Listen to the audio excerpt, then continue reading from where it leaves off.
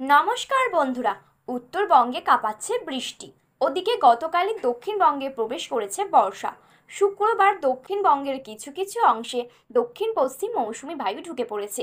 আগামীকাল থেকেই বাংলায় পুরোপুরিভাবে বর্ষা ঢুকে যাওয়ার কথা।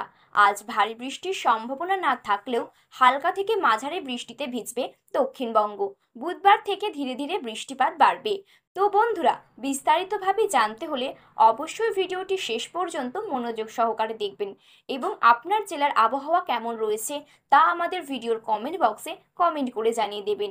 এবং আপনি যদি চ্যানেলটি নতুন দর্শক হয়ে থাকেন তাহলে চ্যানেলটি সাবস্ক্রাইব করে পাশে থাকা বেল বাটনটি অল করে রেখে দেবেন। তাহলে চলুন ভিডিওটি শুরু করা যাক। এদিন কলকাতা সহ দক্ষিণবঙ্গের একাধিক জেলায় বৃষ্টিপাতের সম্ভাবনা রয়েছে। বজ্রবিদ্যুৎ সহ হালকা থেকে মাঝারি বৃষ্টি হতে পারে। শনিবার কলকাতার সর্বোচ্চ তাপমাত্রা ছিল 33 ডিগ্রি সেলসিয়াস এবং সর্বনিম্ন তাপমাত্রা ছিল 27 ডিগ্রি সেলসিয়াসের কাছাকাছি। উত্তর চব্বিশ পরগনা সহ দক্ষিণবঙ্গের কিছু কিছু জেলায় ইতিমধ্যেই বৃষ্টি শুরু হয়ে গিয়েছে, যদিও এই মুহূর্তে ভারী বৃষ্টির সম্ভাবনা নেই। আজ হাওড়া, হুগলি, পুরুলিয়া, বাঁকুড়া, পূর্ব বর্ধমান বাদে দক্ষিণবঙ্গের বাকি জেলাতেও বৃষ্টি হতে পারে। আবহাওয়া দফতরের আপডেট অনুযায়ী দক্ষিণবঙ্গের উত্তর চব্বিশ পরগনা, নদিয়া, কলকাতায় সর্বত্র প্রবেশ করেছে বর্ষা।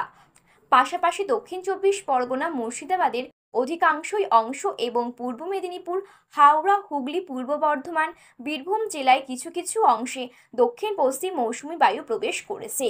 উত্তরবঙ্গের মালদার কিছু অংশে বর্ষা প্রবেশ করতে বাকি ছিল এদিন, সেখানেও প্রবেশ করেছে বর্ষা। এদিকে উত্তরবঙ্গে প্রবল বৃষ্টি চলছে। শনি ও রবিবার সেভাবে বৃষ্টির সম্ভাবনা নেই উত্তরবঙ্গের জেলাগুলিতে, তবে রবিবার থেকে ফের বৃষ্টি বাড়বে উত্তরে। আলিপুরদুয়ার, কোচবিহার, দার্জিলিং, জলপাইগুড়ি জেলাতে বৃষ্টি বাড়বে। সোমবার থেকে উত্তরবঙ্গের দার্জিলিং ও কালিম্পংয়ে ভারী বৃষ্টি হতে পারে। 25 তারিখ পর্যন্ত উত্তরের জেলাগুলিতে বৃষ্টি চলবে। তো বন্ধুরা, এই ছিল আজকের আবহাওয়ার গুরুত্বপূর্ণ খবর। এইরকম আবহাওয়ার গুরুত্বপূর্ণ আপডেট সবার প্রথমে পেতে হলে আমাদের চ্যানেলটি সাবস্ক্রাইব করে পাশে থাকা বেল বাটনটি অল করে রেখে দেবেন।